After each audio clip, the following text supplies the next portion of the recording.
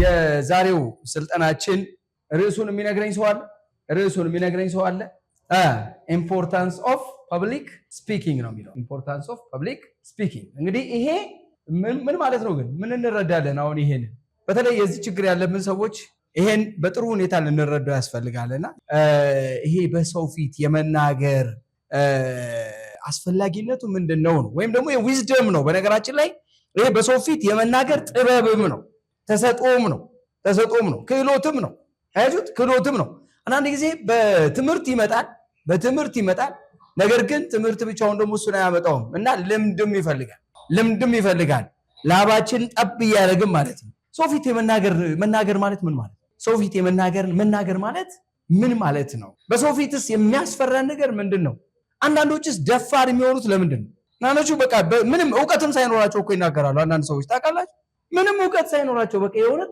ግን በቃ ምናልባት ሱፉን ግጥም አድርጎ መጥቶ ክራባቱን አድርጎ ቆሞ ይናገራል ግን የተናገረው ምናልባት ብዙ ቁም ነገር ላይ ኖሮ ይችላል ድፍረቱን ግን ማድነቅ ያስፈልጋቸዋል ያለውን የወረወረ ደግሞ ንፉግ አይባልም ስለዚህ ያወቀውን ነገር ለማውጣት ግን አልፈራም ሌላው ደግሞ እምቅ ዕውቀት ኖሮት ብዙ ማስተማር የሚችልበት አይነት አቅም ኖሮት መናገር ግን አይችልም በጣም ይገርማል ይሄ ስለዚህ እንዲህ አይነት ነገሮች በጣም ኤክስፖዝድ የሚሆኑት በተለይ እንደዚህ አይነት የፖለቲካ ድርጅቶች አካባቢ ያሉ ሰዎች እነዚህ ካቢኔዎች ካድሬዎች የድርጅት አመራር የሆኑ ሰዎች አንዳንድ የመስሪያ ቤት ደግሞ እንደዚህ ምንድነው ህዝብ ግንኙነት የሚባል አካባቢ ላይ የሚቀመጡ ሰዎች ከዛ በተጨማሪ ደግሞ በዚህ በሃይማኖታዊ ቦታዎች የሚገኙ ሰዎች ሃይማኖታዊ ተቋማት በሆኑ ቦታዎች የሚገኙ ሰዎች እና ይሄ አርቲስቶች የመድረክ ሰዎች ደግሞ የተለያየ አርቲስቶች ሲባሉ ብዙ ጊዜ ያውኛ ለምንድነው ሰዓሊያን ናቸው አርቲስቶች የሚባሉት እኛ የቲያትር ሰዎችን ነው አርቲስቶች የምንላቸው ለማንኛውም ስሙ ተወራራሽ ሆኗል ስሙ ተወራራሽ እየሆነ ስለመጣ እንግባባለን እና ብዙ ጊዜ የመድረክ ሰዎች የቲያትር ሰዎች እና አንዳንድ የቲያትር ሰዎች ራሳቸው በነገራችን ላይ ከቲያትሩ መድረክ ሲወርዱ በጣም አይናፋር የሆኑ ሰዎች አሉ የማይናገሩ ሰዎች አሉ አጋጥሟችሁ ከሆነ ማለት የቲያትር ሰዎች ናቸው ሪሄርስ ያደርጋሉ የዛ ልምምድ ላይ ያደረሳቸው የሚያበቃቸው ለዛ ነገር ምንድነው የሚለውን ነገር ስንመለከት ሪሄርስ ማድረግ ልምምድ ነውና ያንዳንዱ ነገር ማየት ያስፈልጋል ስለዚህ በሰው ፊት መናገር ማለት ምን ማለት ነው ሰው ፊት ለምንድነው እንደ ክህሎት ሊወሰድ ይችላል በነገራችን ላይ ሰው ፊት የሚቆሙ ሰዎች አንድ የሆነ ተልእኮ ወይም አንድ የሆነ መልእክት አላቸው ወይም ደግሞ አንድ የሆነ ዓላማ የተሰጣቸው ነገር አለ ያንን ነገር ግቡን እንዲመታ ለማድረግ የሚጠቀሙበት ዘዴ ማለት በሰው ፊት መቆምና መናገር ነው አንዳንድ ሰው በማውራት መልእክቶችን ያስተላልፋል ስራዎችን ይሰራል አንዳንድ ሰው ደግሞ የተሰጠውን በመልእክት የተነገረውን ነገር ተግባራዊ ደግሞ ያደርጋል የትኛው ነው ግን ሞር ለሰው ኤክስፖዝድ የሚሆነው ስንል የሚናገረው ሰው ያኛው ስራውን ምናልባት አሁን እነ ቶማስ አልቫ ኤዲሰን ለምሳሌ አሁን እና አልበርት አንስታይን በሀገራችን ብዙ ፈላስፎች ብዙ ጥበበኞች ሳይንቲስቶች እነ ዳን ቴክኖ እንደነዚህ አይነት ሰዎች ስራዎችን ይሰራሉ ስራቸው ግን ራሱ ነው የሚናገርላቸው እነሱ አይናገሩ ተናገሩ ብትሏቸው አይናገሩ የተለያዩ የፓተንት ራይት የተሰጣቸው የፈጠራ ችሎታ ያዘጋጁት ዶክመንት ሁሉ አለ ግን ማቅረብ አይችሉም የሚገርማችሁ ነገር ያንን ሪሰርች ሰርተው ያንን ጥናታዊ ጽሁፍ ያንን የምርምር ውጤት ዶክመንት አድርገው ነገር ግን ሌላ ሰው ነው ፕሬዘንት የሚያደርግላቸው ለምንድነው እንደተረዱት መግለጽ የማይችሉበት ነገር ስለሚኖር ማለት ስለዚህ በሰው ፊት የመናገር አቅም ያላቸው ሰዎች ይከፈላቸዋል ያንን ችሎታውን ይዞ ግን እንዴት ማውጣት እንደሚችል ግራ የገባው ሰው እስከሆነ ስለዚህ ለነዚህ ሰዎች ትንሽ ቲፕ ነው የሚያስፈልጋቸው እንዴት መድረክ መቆጣጠር እንዳለበት ፓወርፉል የሆኑ ቃላቶችን እንዴት ማውጣት እንዳለበት የሰማችሁ ምንድነው ያልኳችሁ ኃይል ያላቸውን ቃላቶች አንድ ቃል ተናግረው ብዙ ትርጉም ሊሰጠው የሚችል አይነት አንድ ቃል ተናግረው ሰው ውስጥ ያለውን ስሜቱን መምታት የሚችሉ ቃላቶች እነዚህ ፓወርፉል ኃይል ያላቸውን ቃላቶች የመጠቀም አቅም ያላቸው ሳጅን በነገራችን ላይ ተናጋሪ ሁሉ ተናጋሪ አይደለም ተናግሮ ለውጥ የሚያመጣ ሰው ነው ተናጋሪ ማለት ኢምፖርታንስ ኦፍ ፐብሊክ ስፒኪንግ ማለት ያንን ኦዲየንስ ያን ማህበረሰብ መቀየር የሚችል አይነት ንግግር የሚናገር እንጂ የሚለፈልፍ አይደለም መለፍለፍና መናገር በጣም ይለያያል በደንብ እየተረዳችሁ ነው መለፍለፍ በጣም ብዙ ሰው ሊለፈልፍ ይችላል በጣም ብዙ ሰው ማለት ነው መናገርና ማሳመን ግን ይለያያል መናገርና ማሳመን ማለት ማስተማር ነው መናገርና ማሳመን ማለት ማስተማር ነው ዕውቀት ማስጨበጥ ነው አሁን ይሄንን በደንብ እንድትይዙ እንፈልጋለን ዕውቀት ማስጨበጥ ነው። አሁን እዚህ ጋር ገለጻ የሚሰጥ ተብሎ አንድ ሰው ሊመደብ ይችላል። እዚህ ጋር መጥቶ ገለጻ ሊሰጥ ሲል ምን ተናግሮ ነው? ያህል በለዚያ ያንን ኦዲየንስ ያደክመዋል። ምንድነው የሚለፈልፈው? አንድ ሰው አንድ ሰዓት ተናግሮ ምናልባት አንዲት ቃል ልትሆን ትችላል ቁም ነገር ያለ በደምብ እየሰማችሁ። አሁን መናገር የሚባለው ነገር በዚህ መልኩ ለይታችሁ እንድትይዙ። ብዙ ቃል ተናግረው አንዲቷ ቃል ልጅ ትርጉም ያላት። ስለዚህ ሰው ቁጭ ብሎ አንዲት ቃል ለመስማት ነው እንዴ ያን ያክል ሰዓት የሚፈጀው? አይደለም። ቢቻል ከመጀመሪያው ጀምሮ እስከ መጨረሻው የሚናገረው ነገር በሰው ልብ ውስጥ ገብቶ የሰው ማንነት ሰርስሮ የሰውን ፍላጎቱን አውቆ ከዛ ያ ሰው ኃይል እንዲያገኝ አድርጎት አነሳስቶት ለስራ እንዲዘጋጅ ማድረግ ነው ፐብሊክ ስፒኪንግ ማለት። የሰማችሁ አንድ ጊዜ ምን ሆነ መሰላችሁ? ይሄ ቲያትር ነው ባልቻ አባነፍሶ የሚባል ቲያትር ምናልባት አሁን በፊት እዚህ መድረክ ላይ ተናግሬ ያ ብዙ ትሬኒንጎች ስለሰጠኝ ማለት ነው። ሀገር ፍቅር ቲያትር ነው ባልቻ አባነፍሶ የሚል ቲያትር ይታያል እና የሚገርም ነገር የሚናገሩት ንግግር ማለት ነው። እዛ ላይ የመድረክ ሰዎች የሚናገሩት ንግግር ከውስጥ የሚፈነቅል ነገር ነበር። የሆነ የተደበቀ የሀገር ፍቅራችሁን የሚያወጣ የረሳችሁትን ሀገር የሚያስታውስ የተደፈረችን ሀገር እንዴት ብላችሁ እንድትነሱ የሚያደርግ እንዴት ይሄ ባልቻ አባነፍሶ እነዚህ የሚባሉት ሰዎች በቴዎድሮስ ጊዜ እነ ገብርዬ እነ ፊት አውራሪ ሀብተ ጊዮርጊስ ዲነግዴ የመሳሰሉት በሙሉ በቃ እነዚህ ሰዎች የዛ ሄደው የወደቁበትን ነገር የሚያወሳ የቲያትር መድረክ ተናጋሪው በሚናገርበት ሰዓት ውስጥ ነው የሚገባው። ናት እዚህ የሚለኝ ነገር ምንድነው? ልክ ከቲያትሩ ወተን አለቀ ተብሎ ልክ የሀገር ፍቅር ቲያትሩ በሩ ሲከፈት ሁላችንም ኤክስፔክት የምናደርግ የነበረው ምንድነው? አንድ የሆነ ወደ ጦር ሜዳ የሚሄድ መኪና። እየሰማችሁ ነው? this important of public speaking። እንዴት የተቀመመ ንግግር፣ እንዴት ከውስጥ የሚቆሰቁስ ንግግር፣ እንዴት ኃይል ያለው ንግግር፣ እንዴት ኢሞሽናል የሚያደርግ ንግግር፣ እንዴት እስከ ጦር ሜዳ ድረስ አዘምቶ የሚያስገባ ንግግር። ይሄ ንግግር ቀላል አይደለም። ቲያትር ብዙ ጊዜ ስትመለከቱ በሪሄርስ ይምጣ እንጂ በልምምድ ይምጣ እንጂ፣ ነገር ግን ያ ንግግር በትክክለኛው የሚናገሩት ሰዎች ማንነታችንን የሚቀይር ንግግር። እሱ ብቻ አይደለም፣ የሞተን የሚቀሰቅስ ንግግር አለ። የሞተን የሚቀሰቅስ ንግግር። በቃ አንዳንድ ሰው ኢን ላይፍ በቃ ተስፋ ቆርጧል። በቃ ከዚህ በኋላ እኔ መኖር ምን ትርጉም አለው የሚል ሰው እኮ ያጋጥማችኋል። ምን ትርጉም አለው በቃ እኔ መኖር? ስለዚህ እኔ በቃ ያበቃልኝ ሰው ነኝ እኮ በቃ ያበቃልኝ ሰው። ጓደኞቼ እዚህ ደርሰዋል፣ ዘመዶቼ እዚህ ደርሰዋል። እኔ ተምሬ ዕውቀት አውቄ ዲግሪ ይዤ ምናምን ይዤ ግን ከንቱ ሆኜ ቀርቻለሁኝ። አለቀ በቃ። የሥራ ዕድል ሞክር እንደዚህ ብያለሁ እንደዚህ ብላ። ላይፍ አንድ መንገድ ብቻ አይደለም ያላት። ህይወት አንድ የትምህርት መንገድ ብቻ አይደለም ያላት። ስንት መንገድ አላት? በቁጥር ልንሰፍረው ልንቆጥረው የማንችለው።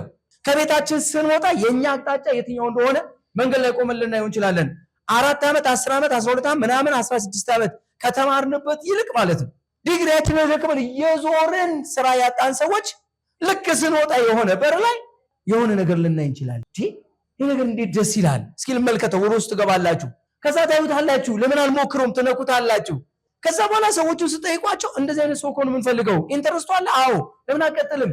እንደዚህ እስኪሉ ድረስ የሚያበቃ ትልቅ ነገር ተናግሮ የሰውን ህይወት የሚቀይር ንግግር የሚናገር ሰው የሰማችሁ? ትልቅ ነገር በቃ ይሄ የመናገር ጥበብ የመናገር አቅምን እንጂ ያወራን ያለ ነው እኛ የልፍለፋን ጉዳይ አይደለም። ኢምፖርታንስ ኦፍ ፐብሊክ ስፒኪንግ የመለወጥ አቅምን ነው የመለወጥ አቅምን ነው ያወራን ያለ ነው እንጂ በሰው ፊት ተናግሮ ዝም ብሎ የመናገር የመለፍለፍ ጥበብ አይደለም። ይሄማ በልምምድ ዝም ብሎም ሊመጣ ይችል ይሆናል። ግን በልምምድ ውስጥ ምንድነው የምንለማመደው? ምን ብንናገር ነው ሰዎች የሚሰሙን? እንዴት ብንናገር ነው ሰዎች የሚሰሙን? መቼ ብንናገር ነው ሰዎች የሚሰሙን? ለነማን ምን ነገር ስንናገር ነው የሚሰሙን? በእድሜ ይለያል፣ በጾታ ይለያል፣ በእውቀት ይለያል፣ በስራ አይነት ይለያል። ለገበሬና ለዚህ ተማርኩ ለሚለው ማህበረሰብ የምትናገሩት አንድ አይነት ንግግር አለ። ለህፃንና ለአዋቂ የምትናገሩ ንግግር አንድ አይነት አይደለም። ሴቶች በቤታቸው የሚፈልጉትን ነገርና ወንዶች በህይወታቸው የሚኖሩትን ነገር መናገር አንድ አይነት አይደለም። ምን ግባባ ይመስለኛል። ስለዚህ የምናወራው ስለዚህ ጉዳይ ነው፣ ጥበብ ስለሆነው ነገር ነው። ኢምፖርታንስ ኦፍ ፐብሊክ ስፒኪንግ ወይም ደግሞ the speaking of wisdom ነው፣ ወይም ደግሞ the wisdom of speaking ነው። ምናወራው ጥበቡን ነው የምናወራው እንጂ ላይ ያለውን ነገር አይደለም። ከዛ አንፃር በሰው ፊት የመናገር ጥበብ የምንለው ወይም በሰው ፊት መናገር የምንለው በተቀመመ ንግግር፣ በተቆጠበ ሰዓት ወይም በተለካ በተሰፈረ ሰዓት ማንነቱን የኦዲየንሱን ምንነት በለየ ሁኔታ መለወጥ በሚችል መልኩ ማነሳሳት በሚችል መልኩ ግራ የገባውን አቅጣጫ ሊያስይዝ በሚችል መልኩ ህይወትን መስመር በሚያስይዝበት መንገድ የመናገር ጥበብ ነው የምናወራው። ስለዚህ ይሄ ከሆነ ሰዎች በሰው ፊት ለመናገር ይፈራሉ። አሁን ይሄን አቅም ለማዳበር ይሄ ስልጠና እጅግ በጣም አስፈላጊ። ይሄን አቅም ለማዳበር ማንም ሰው አልችልም ማለት አይችልም። እዚህ ውስጥ አንደኛ ሰብእ ማለት 7 ባህሪ ያለው ማለት ነው። 7 ባህሪ ማለት ደግሞ 4ቱ የስጋ ባህሪ ነው፣ 3ቱ የነፍስ ባህሪ ነው። ከነፍሱ 3ቱ ባህሪያት አንዱ ለባዊት፣ ሁለተኛዋ ሕያዊት፣ ሶስተኛዋ ነባቢት ነች። አሁን ስለ ነባቢት ነው የምናወራው፣ ግን ለባዊት የሚለውንም ያሳየናል። ለባዊት ማለት ልብ ማለት ማስተዋል፣ መረዳት፣ መገንዘብ፣ የሰሙትን ነገር ወደ ውስጥ ማስገባት፣ ማዳመጥ የሚለውን ነገር ይወስዳል። ከዛ በኋላስ ነባቢት ነው። ያዳመጥነውን ነገር ማብላላት ያስፈልጋል። ይሄ ዳይጀስቲቭ ሲስተም እንደሚባለው እዚህ ውስጥ የብሬን ሲስተም ማውጣት ማውረድ መቻል አለበት። በደንብ ማብሰልሰል፣ የሚጠቅመውንና የማይጠቅመውን እያንጓለለ የሚለይበት አቅም ሊኖሩ ያስፈልጋል። ያገኙትን በሙሉ ያስገቡትን በሙሉ ማስወጣት ትክክል አይደለም። ሰውነታችን ውስጥ ምግብን በልተን የበላነውን ነገር በሙሉ አናስወጣም፣ እርግጠኛ ነኝ። ስለዚህ ወደ ደም ስራችን ውስጥ የሚገቡ ነገሮች አሉ። ወደ ተለያየ የሰውነታችን ክፍል ውስጥ የሚገቡ የምግብ አይነቶች አሉ። የአእምሮ ምግብም አለ። ከነዚህ ውስጥ እንግዲህ ተጣርቶ ምን ይሉታል? የፊድ ኮንቨርሽን ሬሽዮ ይሉታል። የእንትኖች ምንድነው የሚባሉት? ኒውትሪሽኒስት የሚባሉ ሳይንቲስቶች ወይም ደግሞ ከምግብ ጋር የተያያዘ ነገር የሚያዘጋጁ የሚመራመሩ ሰዎች ኒውትሪሽኒስት ምን ይሉታል? ፊድ ኮንቨርሽን ሬሽዮ፣ የበላነው ምግብና የምናስወጣው ነገር መጠኑ እንዴት ነው? ፊድ ኮንቨርሽን ሬሽዮ 100 ከሆነ ኪሳራ ነው። የበላነውን የምናስወጣ ከሆነ ኪሳራ ነው። ግልጽ ነው ያ። ስለዚህ ምን ያክል ተመገበን፣ ምን ያክል በሰውነታችን ውስጥ አስቀረን፣ ምን ያክል ወጣ የሚለው ነገር ነው በትክክለኛው እዛ ምግቡን የሰጠነው ሰውም ይሁን እንስሳም ይሁን ምንም ይሁን እዛ ሰው ላይ ወይም እዛ እንስሳ ላይ ለውጥ አምጥቷል የምንለው ፊድ ኮንቨርሽን ነው። አሁንም ዕውቀቱን ስንመለከት ልክ እንደዚሁ ነው። እኔ አሁን የነገርኳችሁን ሁሉ ተቀብላችሁ አታስተላልፉ። አንደኛ ለራሳችሁ የምታስቀሩት ነገር ነው። ሁለተኛ እቺ ነገር ከኔ አልፋ ለሌላስ ብትነገር፣ አያችሁ እኔ ደስ እንዳለኝ፣ እኔ እንደተረዳሁት፣ እኔ ግራ የገባኝን ነገር እንዳስተካከልኩት ሌሎች ብዙ ግራ የገባቸውን ሰዎችስ ባስተካከል፣ እቺ ነገርማ ለኔ ብቻ አይደለችም ለነገሌም ያስፈልጋል። ስለዚህ እንዲህ ብለን ለነገሌ የምንሰጣቸውን ነገር ለይተን፣ ለራሳችን የምናስቀረውን ነገር ለይተን፣ የማያስፈልገውን ነገር ደግሞ ጥለን ቁም ነገር ያለውን ነገር የምናስተላልፍ ከሆነ ያ ነው የንግግር ጥበብ ማለት፣ ያ ነው የማስተዋል ጥበብ ማለት፣ ያ ነው የመረዳት ጥበብ ማለት። ስለዚህ በዚህ መንፈስ እንድትረዱ ነው የምፈልገው። ስለዚህ ተናጋሪ በሙሉ የሚናገረው ንግግር በሙሉ ጠቃሚ ነው ማለት አይደለም። አያችሁ በምን መልኩ እናየዋለን? ዛፍ ነው የምንመለከተው። ዛፍን ስንመለከት ስንት አይነት ፍሬ ያለው ዛፍ ስንት አይነት ፍሬ ያለው? አንድ ዛፍ ስንት አይነት ፍሬ ያለው? ለምሳሌ ወይንን እንውሰድ። ወይን ስንት አይነት ፍሬ ያለው? አንድ አይነት። ደስ ይላል። አንዱ አይነት ስንት አይነት ስቴጅ ያሳልፋል? እሺ ጥሬ አንደኛ፣ ብስል እና የበሰበሰ። በነገራችን ላይ ንግግራችን በእነዚህ ውስጥ ሊመሰል ይችላል። የአንዳንድ ሰው ንግግር ጥሬ ምንድን ነው የሚናገረውን ነገር አያውቅም፣ ምንም ያልበሰለ ንግግር ነው የሚናገር የሚባል ሰው የለም አለ? የለም? አይ ጮክ ብላችሁ ንገሩኝ፣ ካለበለዚያ እኔ ተሳስቻለሁ። አንዳንዱ ሰው ደግሞ የሚናገረው ንግግር ብስል ያለ ነው ይባላል አይደል? አለ? የለም? የአንዳንዱ ሰው ንግግር ግን አይጠቅምም። አሁን ይሄ እንትን በፍርድ ሊያመጣ ይችላል። ምንም የማይጠቅም አይነት ነገር፣ የሚጎዳ ሳይሆን የማይጠቅም ማለት የሚጎዳ ማለት ግን አይደለም። በሌላ መልኩ ስትመለከቱት ማለት ነው። ስለዚህ አንድ ሰው ሲናገር የተናገረው ነገር በሙሉ ጠቃሚ ነው ብላችሁ የምትወስዱ ከሆነ እናንተ ጋር ያለማገናዘብ ችግር አለ ማለት ነው። ስለዚህ ታያላችሁ የማይሆን ንግግር እንኳን ቢናገር ኦኬ በቃ ይሄ ተሳስቶ ነው። ስለዚህ የሚጠቅመውን ነገር እየለቀማችሁ የምትወስዱ ከሆነ፣ ከአንድ ሰው ፍጹም የሆነ ነገር የምትጠብቁ ከሆነ ግን ስህተት ነው። በንግግር ውስጥ ምናልባት ነቀፌታ ልሰሙ ትችላላችሁ። እንዴት ይሰድበናል ልትሉ ትችላላችሁ። ለእናንተ የማይስማማ ቃል ሊሆን ይችል ይሆናል። ኖ እንደሱ አይደለም፣ እንደሱ ማለት አይደለም። ለምሳሌ ሰዎች እንደተረዱት ነው የሚወስዱት ቃላትን፣ አንዳንድ ጊዜ እንደ ማንነታቸው ነው የሚወስዱት። አንዳንድ ጊዜ እንደው ምሳሌ ላንሳላችሁ። አንድ ጓደኛ የነገረኝ ምንድነው፣ ያው ሃይማኖታዊ ቃል ነው ግን ቀላል። እኛ እዚህ የመጣነው ያው ድህነትን ለማሸነፍ ብለን ስለሆነ እኛን አይመለከት። ሀብታም ወደ መንግስተ ሰማያት ከሚገባ ግመል በመርፌ ቀዳዳ ቢሾልክ ይቀላል ይላል ቃሉ። ልክ ነው ልክ አይደለም? አሁን ሀብታም ሰው ተናዶ ከሄደ ተጠቀመ ወይ ምን ያስባል መሰላችሁ? ተናጋሪውን ምን አለኝ ይላል? ሰደበኝ ነው የሚለው። ስለዚህ ከምን አንጻር ብሎ መጠየቅ ካልቻለ አንድ ሰው የሚናገር ሰው ሲናገር ከምን አንጻር ይህን ነገር ተናገረ ብሎ የሚመረምር ካልሆነ ያ ሰውዬ አድማጭ አይደለም፣ ታዛቢ ነው። ልዩነቱን አያችሁት? በአድማጭና በታዛቢ መካከል ያለውን ነገር በአድማጭና ለሱ ብቻ የሚጠቅመውን እንዲነገር የሚፈልግ ሰው ከሆነ ይሄ ሰሚ አይደለም፣ ይሄ ተማሪ አይደለም። ለሱ ብቻ የሚጠቅመው አይደለም የሚነገረው፣ ያላየውን ነገር እንዲያይ ተደርጎ የሚገልጥለት ነገር ይነገረዋል። ባላየው አቅጣጫ እንዲያይ የሚያደርግ ቃል ሊነገረው ይችላል። ምን ፈልጎ ነው ይሄን ያለው ብለህ ቀረብ ብለህ መጠየቅ። አይ ሀብታም ብዙ ጊዜ ገንዘቡ እንደዚህ ስለሚከባው የተገለጠውን መንፈሳዊ ዓለም መመልከት የማይችልበት ሁኔታ ይፈጠርበታል። ሀብታም ብዙ ጊዜ የተለያዩ ስራዎችን ይፈጥርና በስራዎቹ እንደዚህ ተከቦ ፈጣሪን የሚያመልክበት ጊዜ ያጣል። ከዚህ የተነሳ ወደ ፈጣሪው ካልቀረበ የሚቀርበው ወደ ስጋው ወይም ደግሞ ወደ ሌላ አይነት መንፈስ ሊሆን ስለሚችል፣ ስለዚህ አንዳንድ ጊዜ ለፈጣሪ ይገዛለሁ ስትሉ ለገንዘብ የምትገዙ ከሆነ አስቸጋሪ ስለሚሆን አመጣጥኑት የሚል አይነት ነገር ለማስቀመጥ ነው። ማብራሪያ ያስፈልገዋል አያስፈልገው? ስለዚህ መጀመሪያ ሰውየው ሲናገር ወይም ደግሞ እዚህ ተናጋሪው ሲናገር ቀጥታ ደረቅ በደረቁ መጀመር የለበትም። ጥበብ ማለት ያ በደምብ ሰማችሁ? ጥበብ ማለት ያ ነው። ምንድነው የሚለው? ቀጥታ ጀምሮ ሀብታም ወደ መንግስተ ሰማያት ከሚገባ ገመል በመርፌ ቀዳዳ ቢል ሀብታሙ በሙሉ ይናደዳል፣ አትጠራጠሩ።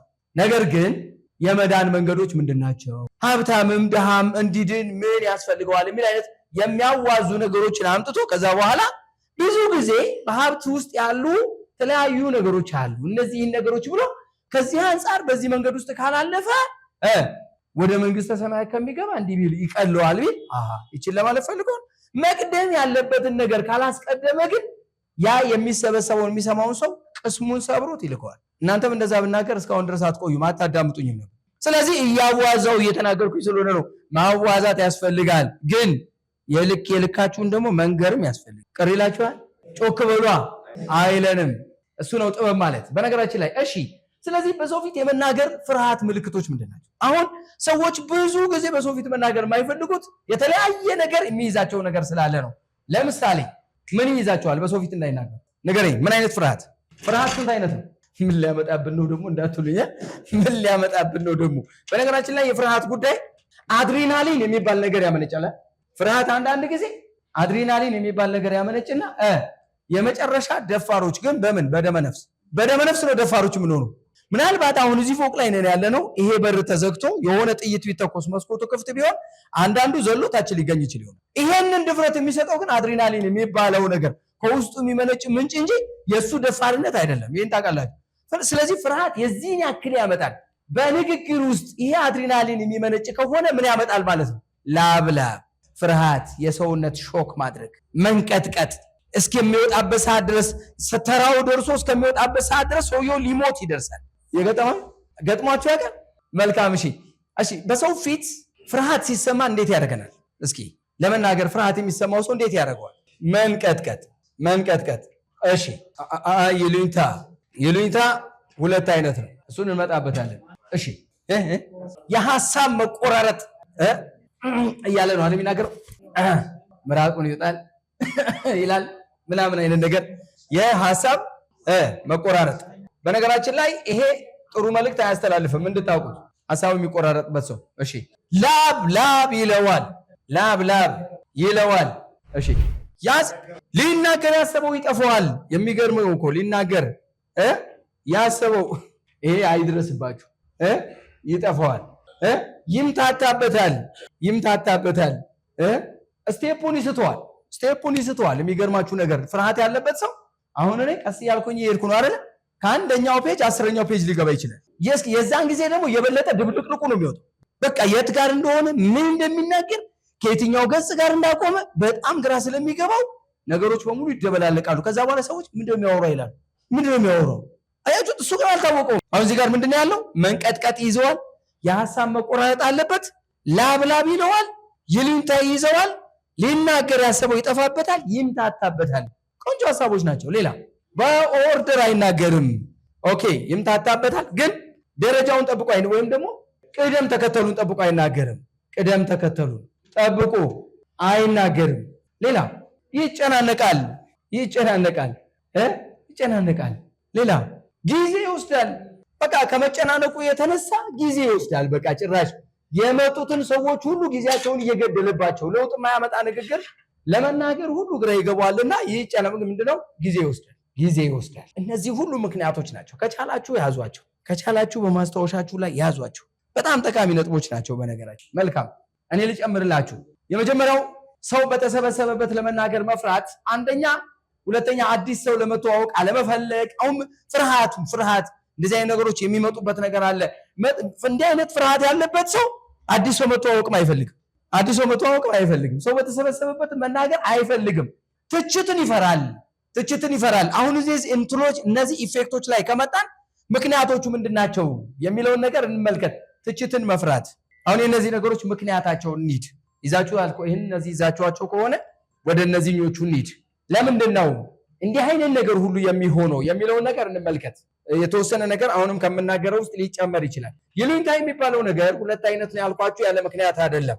የመጀመሪያው ይሉኝታ ፖዚቲቭ የሆነ ይሉኝታ ነው። ማለት ከኔ ይልቅ እሱ ቢናገር ከኔ ይልቅ ማለት ይሉኝታ ማለት ምንድነው? አይን አውጣነትን አለመፈለግ ነው። ከፊት ቀድሞ ለመታየት አለመፈለግ። ከኔ የተሻሉ ሰዎች አሉ አይደል እንዴ?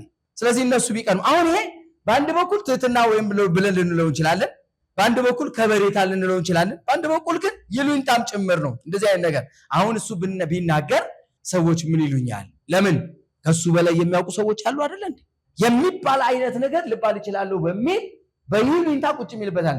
ሌላው ግን ይሉኝታ ማለት ይሄንን ብናገር አላስፈላጊ ነገር እናገርና ሰዎች ምን ሊሉኝ ይችሉ ይሆን ይሄንን የሚል አይነት ፍርሃት ደግሞ በጣም ይገጥመዋል ማለት ነው። እና ከዚህ አንፃር እዚህ ጋር ምክንያቶቹ ምንድነው? መነሻው ምክንያት ምንድነው? ይሄ ሰው ለመፍራት መነሻው ምክንያቶች ምንድነው? አሁን አንደኛው እዚህ ጋር የተቀመጠው ነው፣ በራስ አለመተማመን። ሁለተኛው ፍርሃት ነው። በሰው ፊት ለመናገር ያለው ፍርሃት፣ በሰው ፊት ለመናገር። ሶስተኛው ምንድነው? ትችት። ፍርሃት ምንድነው አሁን ከተባለ ትችትን ነው። ትችትን እውቀት ከሌለ እኔ በሚገባ ሁኔታ እውቀቱ ስለሌለኝ እንደው አላስፈላጊ ነገር ነው የሚሆነው። ስለዚህ የእውቀት ማነስ ማለት እዚህ ጋር ትችት የሚለው ነገር የእውቀት ማነስ፣ የክህሎትም ማነስ፣ የብቃት ማነስም ጭምር አብሮ ይመጣል። እዚህ ጋር የብቃት ማነስም አብሮ ይመጣል። ሌላው ልዋረድ እችላለሁ። ትችት ብቻ ሳይሆን ይሉኝታ እዚህ ጋር ይመጣና ምን ይላል ደግሞ? ልዋረድ እችላለሁ። አጋለጥከኝ። አንዳንድ ሰው ጓደኛውን ሙልጭ አድርጎ የሚሰድብበት ሁኔታ አለ፣ የሚጣላበት ሁኔታ አለ። አንተን አንቀዝቅዘህ እዚህ መድረክ ላይ ያስወጣኸኝ አላጋጠማችሁ? አንተነ መቆም የነበረብህ አንተነ፣ ወይም ከኔ የተሻሉ ነገሌ ያሉ አንተ አስወጥተኸኝ ነው በቃ እዚህ እኔን እንድዋረድ ያደረከኝ። እንደዚህ የሚላለ ልዋረድ እችላለሁ። ስለዚህ ምንድነው? ሌላስ ብንመለከት ለምሳሌ ልዋረድ እችላለሁ፣ መጨነቅ፣ መርበትበት፣ መንቀጥቀጥ የሚሉት ነገሮች ኢፌክቶቹ ናቸው። ላለመቆም ወይም ላለመናገር ምክንያት ይፈልጋል። ከዛ በኋላ ላለመናገር በካፌና በሌሎች ቦታዎች ሰዎች ትኩረት እኔ ላይ ነው፣ የሰዎች ትኩረት ሁሉ እኔ ላይ ይሆናል ብሎ መፍራት። እዚህ ጋር ከፍርሃቱ ጋር አብሮ ምንድነው? ትችት አለ፣ የእውቀት ማነስ አለ። እንደገና ደግሞ የሰዎችን ትኩረት መፍራት፣ የሰውን ትኩረት። አንዳንድ ሰው እኮ ካፌ ቁጭ ይልና በቃ ያያል። አንድ ሰው ድንገት አይኑ ካየው ወይኔ ወደኔ እያየ ነው እንዴ ይላል። ወደኔ እያየ ነው እንዴ? ምን አለብኝ? ከዚህ በፊት የተናገርኩትን ነገር ሰምቷል ማለት ነው። በጣም ብዙ ጭንቅንቅ ውስጥ የሚገቡ ሰዎች አሉ። ስለዚህ ይሄ ሌላው የነዚህ ምልክቶች የአካል መለዋወጥ ሁሉ ይመጣል። አንዳንዴ ከድንጋጤ የተነሳ የሚመጣባቸው ሰዎች አሉ። እነዚህ ነገሮች ብዙ ምክንያቶች ቢኖሩትም ከዛ በኋላ በሰውየው ላይ የሚያመጣው ለውጥ አለ። አንደኛው እስከ በሽተኛ እስከ መሆን ድረስ ያደርሳል። በነገራችን ላይ ይሄ ፍርሃት ቀላል እንዳይመስላል። ፎቢያ የሚባል ነገር አለ። አሁን ይሄ ምንድነው? ስቴጅ ፎቢያ የሚባል ነገር አለ። ስቴጅ ፎቢያ፣ ፐብሊክ ፎቢያ የሚባል ነገር አለ። ስቴጅ ፎቢያ መድረክ ላይ የመቆም ፍርሃት፣ በሰው ፊት የመናገር ፍርሃት። በነገራችን ላይ ይሄ ውስጣዊ ነው። በጣም በብዙ አይነት ሕክምና ነው የሚቀረፈው። በብዙ አይነት ሕክምና አስታውሳለሁኝ። አንዲት ልጅ እንደው በአጋጣሚው አማካሪም ስለሆንኩኝ አንዲት ልጅ በጣም ጥሩ የሆነ ሙያ ያላት ናት። ከዚህ ከግንባታው ጋር ተያይዞ ማለት ነው። እና በጣም ጥሩ አድርጋ ዲዛይን ትሰራለች፣ የሆነ ነገር ታረጋለች፣ ምን ትላለች፣ የተቀመመ ከማንም የማያንስ ነገር ትሰራለች። ግን የሆነ ነገር እንከን ይገኝብኝና ይተቹኛል። ስለዚህ እንዴት አድርጌ ይሄንን ስራዬን እገልጻለሁ? በኋላ ላይ የሆነ ችግር ቢገኝብኝስ? ስገልጽ በደንብ ባላስረዳስ? የሚል ነገር ኖሮባት በፍርሃት። ስለዚህ ሌሎቹ ጓደኞቿ ፕሬዘንስ ሲያደርጉ አታረግም ነበር። ያው መቼም አንዳንዴ የአምላክ ፈቃድ ሆነና ተገናኘን። ሲያጨበጭቡላት ለኔ ነው ብዬ አላመንኩም አለች።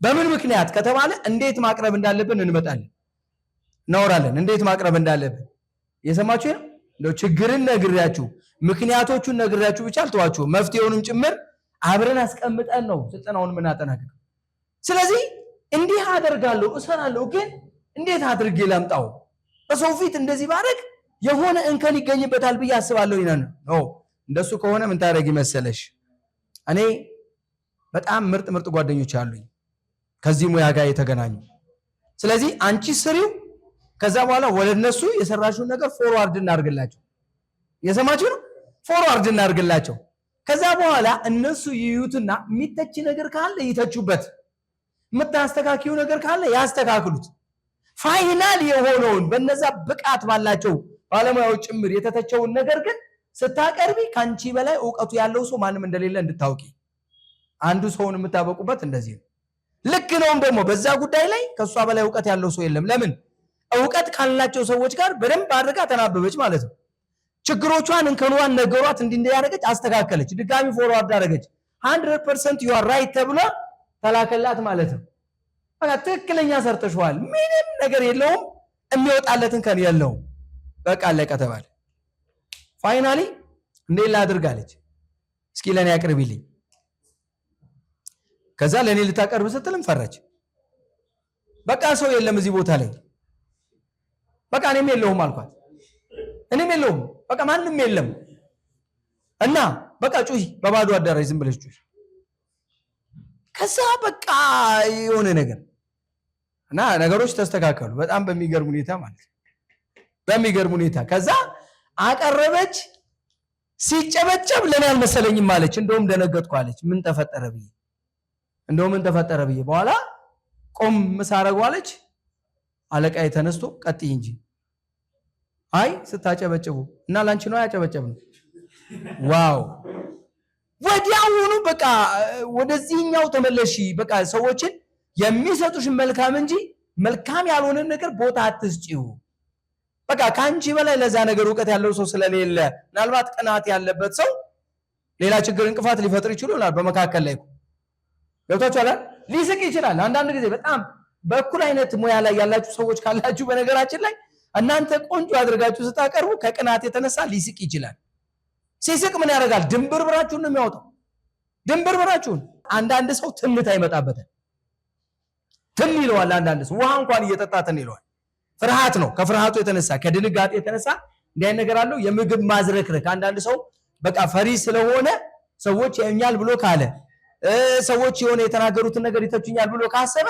የሚበላው ምግብ እንኳን ራሱ ሊያዝረከርከው ይችላል ያ በጣም ከባድ ነገር ነው እቃ መጣል አንዳንድ ሰዎች ይርበተበታል እቃ ከጃቸው ላይ ሁሉ ሊወድቅ ይችላል ኮንፊደንስ ያጡ ማለት ነው እንኳን ሊናገሩ ይቅርና ሞባይል ጭምር መልቀቅ ከጃቸው ላይ ይመጣል ልብስን መጎተት አንዳንድ ጊዜ የሌለ ነገር አሁን ሊናገሩ ይወጡና መድረክ ላይ ከዛ በኋላ 10 ጊዜ ክራባታቸውን እንደዚህ የሚያደርጉ ሰዎች አሉ 10 ጊዜ ሸሚዛቸውን የሆነ ኮታቸውን ምናምን ነገር እንደዚህ በቃ ልብሳቸውን ጥንቅቅ አድርገው እንደዚህ አይነት ነገር ይማረክ በቃ ፍርሃት ነው የፍርሃት ምልክቶች ናቸው እነዚህ ሁሉ ማለት ነው እና ሌላው ስብስብ ማለት በቃ ይሄድና ስብስብ ብሎ ይቆማል እንደዚህ ከዛ በኋላ ሐሳብ አለ እዛ ጋር ያለሽ ሐሳብ ካለ ሲተናገር ይልና ስብስብ ብሎ ነው የሚቆመው ራሱ ገና ፍርሃት ያለቀቀው ሰው ማለት ነው ሌላው እጅን መፈተግ የፍርሃት አንዱ ምክንያት እንደዚህ ነው እጅን ይፈትጋል ዝም ብሎ በቃ እንደዚህ ያልበዋል እጁን ሁሉ እስኪያልበው ድረስ ይደርሳል የሚናገር ሰው ማለት ነው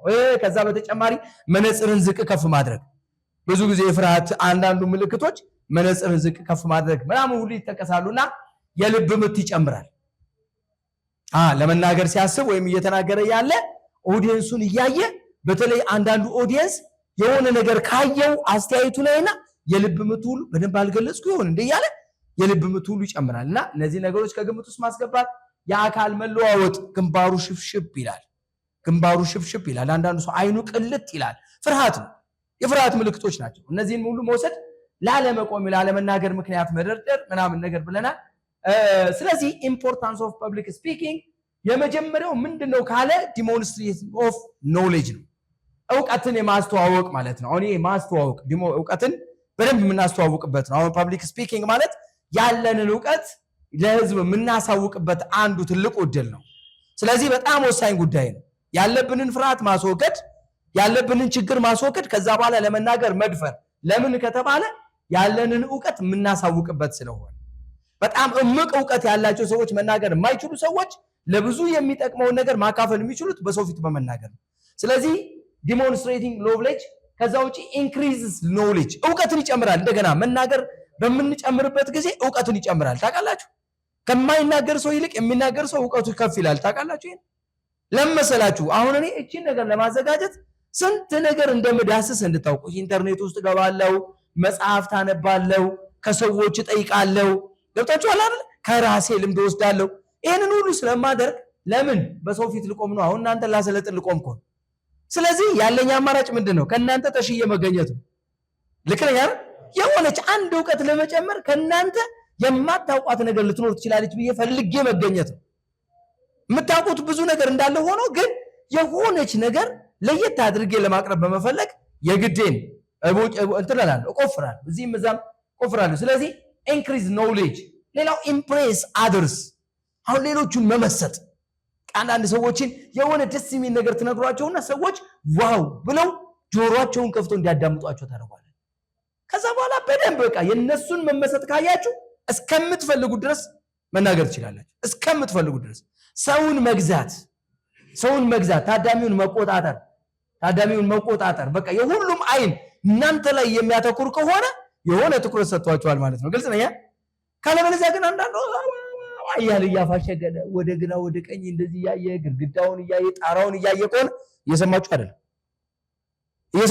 ያን ጊዜ ማቆም ያስፈልጋል። ግልጽ ነው። የሰማችሁ ማቆም ያስፈልጋል ያን ጊዜ።